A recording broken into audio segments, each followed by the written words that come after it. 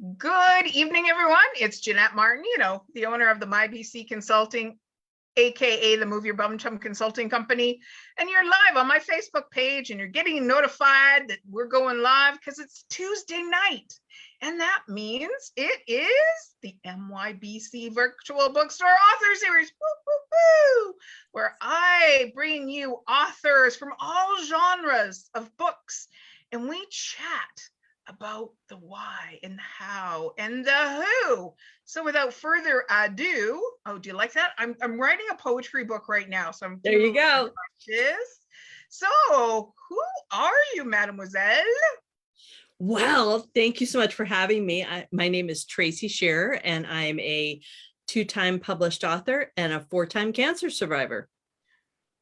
Okay, I just got a little goosey bumps because I didn't know the second part, but I knew the first part. Wow. Oh, now how to unpack all this.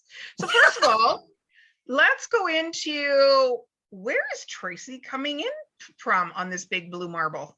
Yes. So I'm in Edmonds, Washington, which is just north of Seattle. So Pacific Northwest. As I say in my bio, it's a land that's teeming with bookstores, coffee shops, and ghosts. Ooh, I've been to Edmonds.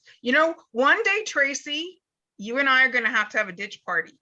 And I think I might have talked to you about what a ditch party is all about because I want to get your books hand signed from you.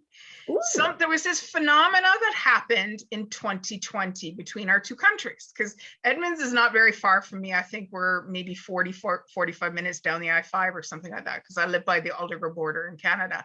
Oh, okay. And the advent of the ditch party. So if you've ever been through our border, there's a big ditch between our two countries. So people from the US, family and friends, would come to their Zero Avenue. Our family and friends would go to our Zero Avenue and we'd have a party. And you'd drive down the road and there'd be tables and people playing badminton, like setting up a badminton, and we're playing badminton back and forth. So one day, my friend, we are going to have to get together and have a ditch party. That would be fun. Book ditch party. I think it'd be a lot of fun. Yes. So I'd like to unpack the second thing first. Yep. 4-time cancer survivor and thriver. I'm just going to add that last one there, thriver. So explain your story behind that, please. Yeah. So the whole cancer thing is one of the motivators for me to actually pursue my writing. And so I thought I had all the time in the world, to pursue my writing dreams. I'll get to it. And there's always another excuse, something's always more important. And I ended up having pain in my abdomen. I thought I had a hernia, quite frankly. Went in to see the doctor and they did a CT scan. They're like, you got a big old tumor in there. And I was like, what? And it's a super rare form of cancer. It's called leiomyosarcoma. There's only like 120, 150 cases or so in the US per year. That's how rare it is. Right. And it grows out of smooth muscle tissue. And so it was, no genetic thing for having cancer in my family, nothing. I was totally taken by surprise. They removed it, confirmed that it was cancerous and stuff. And at that point, I was given a 50% chance to live. Oh my gosh. And what was, say, your follow-up care to that? Yeah. So they pretty much said that because of where it was too dangerous to do radiation because of the damage. Meanwhile, I had just a few months before lost my job because I got laid off when I was working for Marsh and they were brought up on bid rigging charges by Spitzer years ago. They let off all the regional people. So after 11.5 years, I was out of work, then found out I got cancer. And then just a little bit after that, like a few weeks, my mom died. Wow. It was just like, phew, phew, phew. And I remember sitting there just going, I know that there's always lessons and things, but I can't take any more. I'm like, and they come in threes. So the 3 things, like 1, 2, 3, done. Exactly. So I was like, phew. So anyway, the oncologist I had at the time wanted me to do chemo, even though chemo doesn't work in my type of cancer. And her excuse was, well, you're young, your body can take it. She was awful. And luckily, my surgeon had taken me under his wing, and he's like, "You're not doing chemo. You're not doing this." He was, really on me. So the best thing to do at that point was monitor. So for a year, everything was clear. You have 2 CAT scans, everything looked good. And then a couple years after, it came back in my lungs. Oh my goodness. And it was one of those things too, where it was a fluke. I happened to breathe in extremely deeply. It dropped my lungs down, and they caught one right at the bottom. So I always think that, but definitely my mom was up there looking out for me, going, we got to find this, because if they can get it out small, as you know, with any cancer, it's really good. So I had 2 lung surgeries. I had one lung, then the other. They couldn't do both at the same time. And then a year later, it came back by my rectum. And so, it was just like the lung surgery was the worst. So I compare everything, like, my friends know this, I'll go, well, at least it's not lung surgery. That's the comparison. But when it came by my rectum, I was actually able to do radiation there, because that was considered the safer one. So I did radiation, and then everything was just golden for, over a decade. And then in 2020, right before COVID hit, they found another little guy in my lungs, because they're watching me carefully. And so I decided to do surgery right away. I didn't put it off. And I did it right before COVID hit. So I was like, yes. So, so many things there that I want to chat with you about. The small things, capturing them before they get big. It kind of is in the they say that you should celebrate the small things before they get to be big things, or whatever that phraseology is. Remember, guys, I'm not a professional interviewer here. I love books, and people fascinate me, and their stories fascinate me. That I see such beautiful analogies for your life, where small things, like I'm taking care of the small things to live a big life. Yeah, that's a great way of putting it. Yeah, like, and also when you talk about writing the books, and we don't have all the time in the world, we are not, our books will outlast us more than we're here on this planet. In knowing that, okay, I can start small. Like I can start with a page. I can start with a word. I can start with picking up my hand and put my fingers to the keyboard. Yeah, definitely. And I think for me also too, the first thing I did after I recovered from my first surgery, and it was a real wake-up call to pursue writing, I had to face the fact of, I wonder if I'm any good. Ooh, the imposter syndrome. Because I had never had anybody look at my writing, right? So my friends and family loved it, but part of me was like, okay, I don't even know what I don't know. So I wasn't like afraid of not being good enough. I just didn't even know. And so I took my first writing class ever, just about, I think it was like 6 months after I recovered. And it was like the best experience I ever had. And that's a small step that you can take, anybody can take out there, is to take a writing class, just to learn a little bit more about who you are as a writer, see what you like, see what you respond to, see what resonates with you, see what aha moments, like we were talking about earlier, that you can have in a writing class that might connect with what you're doing and also help inspire you more. So Tracey, what kind of student were you growing up? Oh, well, I was a pretty good student. I would say I was a pretty good student. Yeah, I did really well in school. And I think that, a lot of stuff came easy to me. And so I ended up goofing off more than I probably should have. Getting into trouble. I just wonder when there's some people like, oh, wasn't a very good student, right? It's interesting that you were a good student. I'd love to know, what was your profession? Oh, my internet is a little unstable, so hopefully it's going to stay. What was your profession before you picked up pen to paper or fingers to keyboard? When you say you worked somewhere for 11 years, you said some names. They were kind of went over my head because I'm not familiar with those companies. What was your profession before writing? And I'm still in it now, as insurance. Okay. Yeah. So on the brokerage side, not necessarily the carriers. So I always tell people that an insurance broker is like a literary agent. Okay.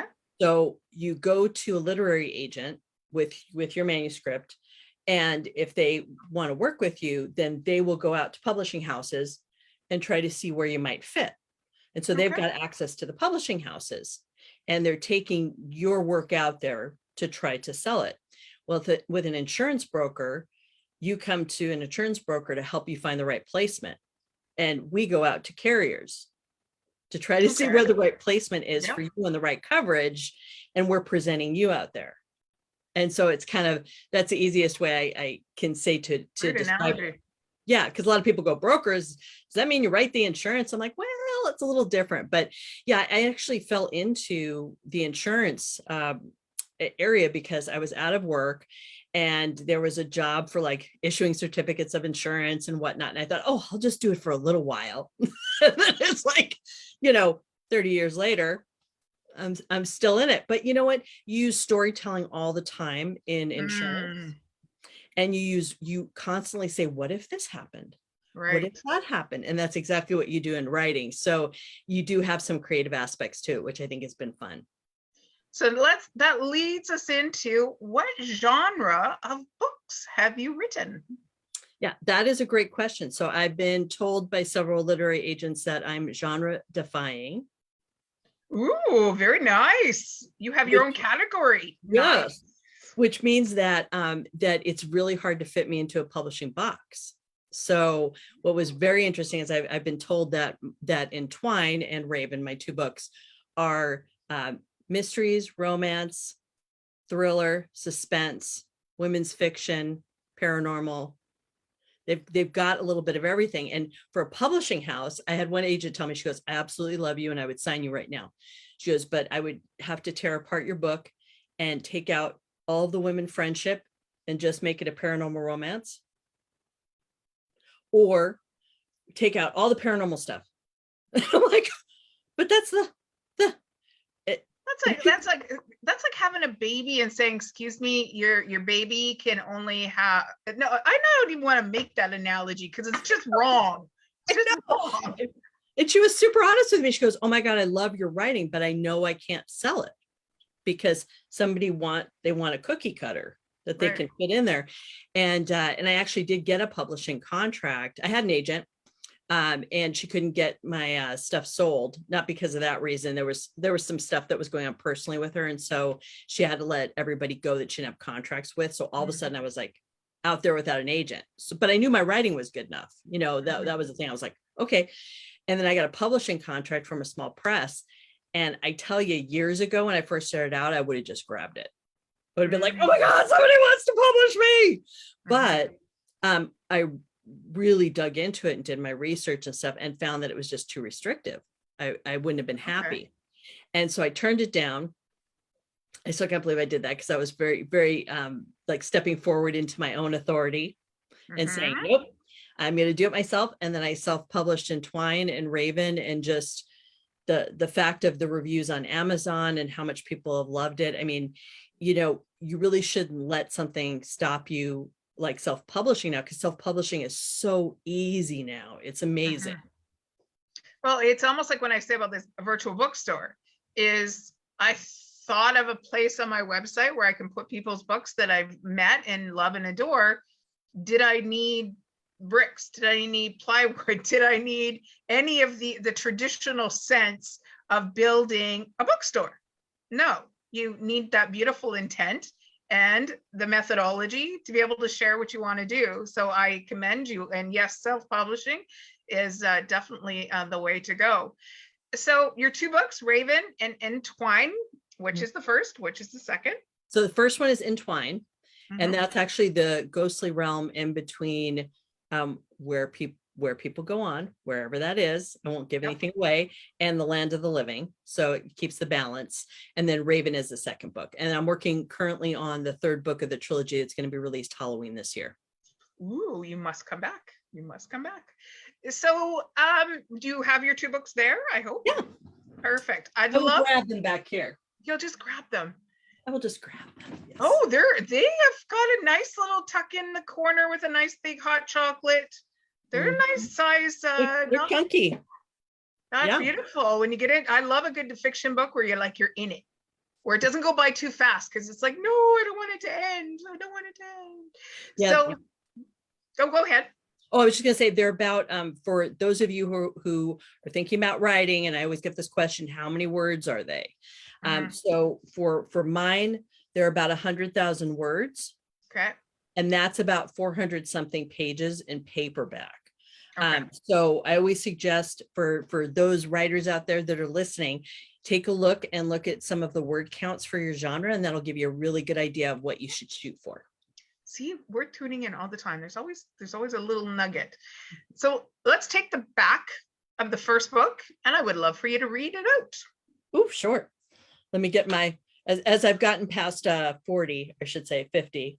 I should look at myself. It said, a hunky 18th century Scottish ghost, a modern day serial killer, 3 women whose sisterhood could save them, but only if they can accept who and what they are. The tangled threads that entwine their fates leave little question. If the universe gives you a gift, refuse it at your own risk. As a child, Samantha Hamilton once helped ghosts move beyond Entwine, where the world of the dead overlaps that of the living. But when Sam couldn't see her parents' ghosts after their deaths, she locked away her curse, shattering her friendship with Kate and Beth, 2 other girls with incredible powers in the process. Years later, Sam reluctantly agrees to go to Scotland to rid Kate's B&B of an unwanted ghost. But there are darker things at work than a cantankerous poltergeist. The ghostly victims of a local serial killer demand an unbreakable bargain for Sam to help stop their killer. Their red hair is only the first clue. Kate is on the killer's list. To save the friend she's already failed too many times, and to have any hope of finding love with her unlikely soulmate, Sam will have to accept her gift and heal her bond with Kate and Beth, a sisterhood with the potential to be far more powerful than they've ever imagined. Whew. Whew. I can almost, when I hear that, I can hear the characters' voices, like in your descriptors there of who they are and what role that they play in the story. I can hear the Scottish accent now as I would read that book. That's intriguing. So where did the basis of the story come from? Because when you mentioned about 5 different genres all kind of mixed up into one, where did that come from?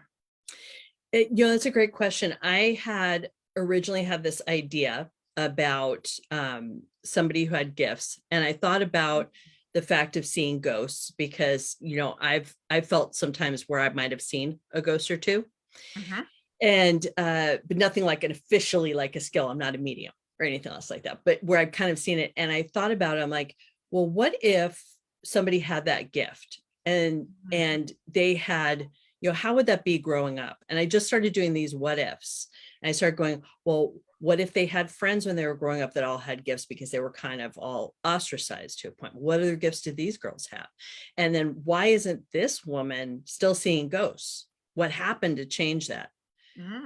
What's the conflict? And what kind of, I started thinking about the fact some of the themes that I love are accepting yourself, the light and the dark. Those together make you who you are and make you very powerful. And then the other one is looking back on the past with older eyes. Ooh. And seeing things differently, because we tend to color it with who we were at the time, as everybody does. And when you can look back, sometimes you can uncover the fact you're holding on to things that are really no longer important, that are affecting your life. So I go for some of these like universal themes. I think about what I want to write about, and then I see how I can incorporate them in. And I really wanted to write a book about a strong friendship, because I think that, especially in this day and age, but even before, friendships can get you through so many things. And when you have that person or persons in your corner, it can just help you really face anything and be stronger together. And I love that when you said about friendships. There's such a a false sense of what a friend is these days with the advent of social media. And you all know I do social media out there, but I do it from a business. Business relationship strategies is really recognizing there is somebody on this side of the screen that that you can interact with. It's not AI technology, and so many people, have a false sense of what a friend is these days, and that's beautiful. Whenever you can fictionalize, if that's a word, reality in a way that serves to make a lesson. I was having a conversation with Kathy, my friend, the other day about books, because we were talking about what's your favorite book and your genre. And she says, oh, I love books that Danielle Steele. And she's like, yes, it's kind of, she's got a proven methodology of writing her books, but she always takes me places that I've never been. She's always researches her characters, what kind of lawyer, what kind of doctor, what kind of, ranch hand, that you really do feel like you're there. You are learning whatever the characters are learning, and that there's a vein of, there's a lesson there that I can bring to my reality. So fantastic. I love that. Second book, if you want to read the back of the cover, and then I've got a couple of follow-up questions for you. Oh, cool. Okay, so the second one is Raven. Oh, I love that And cover. both these covers were done by a writing buddy of mine who I've known for over 15 years. I met her in my first writing class ever, and she had never drawn a person before. She'd only done animals and trees and stuff. And so I said, are you sure? And she goes, I'm going to do it. And that's where Entwine. And I'm like, oh my God, she's so talented. So she's also a children's book author. Okay. Yeah, it's fun. You'll have to hook me up with her so I can interview her. Yes. Okay. A seer whose faulty visions could be deadly. Two swoon-worthy Scottish men. One who shares her gift and one who trusts her heart. Three women whose cautiously healing sisterhood is still riddled with doubt and fear. When you defy the universe to save those you love, the cost may be higher than you expect. As a child, Kate Banbury had visions of the future, visions no one believed except her two closest friends, Sam and Beth, girls with incredible gifts of their own. But then the ugly aftermath of tragedy shattered their sisterhood, leaving Kate alone, hiding her gift from the world once more. Now widowed and raising two young daughters while running a failing bed and breakfast, Kate yearns for normalcy after bringing a serial killer to justice with the help of Sam and Beth. This hope is dashed when Kate has a death vision, revealing the presence of a secret organization intent on unlocking the special gifts of people like Kate through awful means, kidnapping, blackmail, and horrific experimentation. If what Kate has seen comes to pass, lives will be lost and their fledgling sisterhood will be destroyed forever. To have any chance of success, Kate must believe in herself and her gifts, embracing her full potential as the Oracle. In the end, she'll have to defy the universe to have any chance to save those she loves. But will it be enough? Ooh.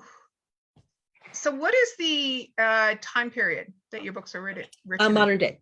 Oh, modern day. Oh, great. Mm-hmm. That even makes it a little more woo-woo, because when you look at somebody in modern day, you wonder, I wonder what they're thinking.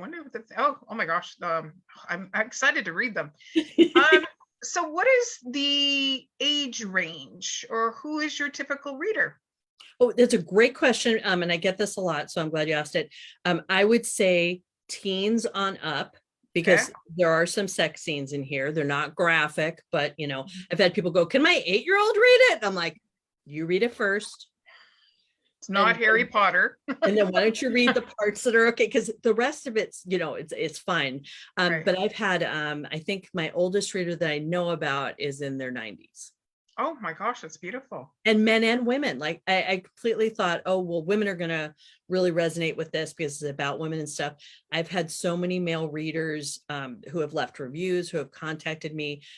They love the friendship story. And of course, they love the serial killer. So I'm going to suggest that if you've got somebody who is into any one of these genres, to pick up this book as a gift, maybe tuck it in with maybe some bath bombs, a nice little candle, because I see all your beautiful candles behind you, and just kind of tuck in and just let your mind go someplace different, but in modern day times. Oh my gosh, what a fantastic, fantastic stories. And I believe it was Adil that hooked us up. Oh, Correct? yes, it was. So always love giving a shout out to those that bring the authors into my sphere. So shout out to Adil all the way over in Pakistan.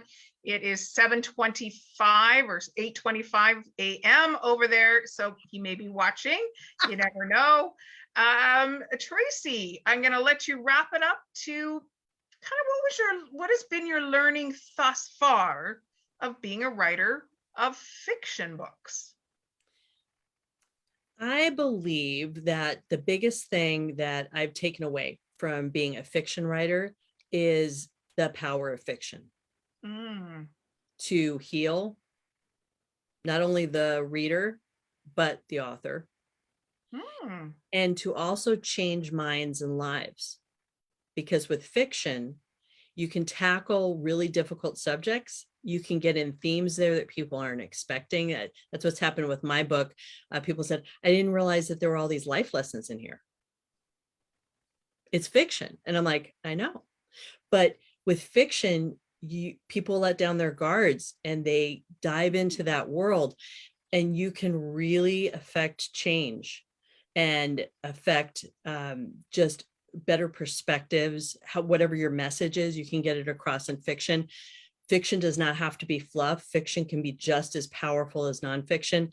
And sometimes I think even more so because it's unexpected. It sneaks in there and it plants these little seeds, and all of a sudden you start thinking about things differently. So I would say for any of the fiction writers out there, definitely, let your voice be heard. We all need to hear everybody's voices right now and everybody's stories. And I often say our story matters. Thank you so much, Tracey. I've got a big purple couch. I am excited we're going to meet in the next couple of 3 months. I just know because we're not that far away. We'll have a ditch party. We'll exchange some books, or you'll give me your books with signed, and I'm going to tuck in and go for a read. And that's what I encourage all of you out there, is grab a book, and it could be a comic book, a graphic novel, a cookbook.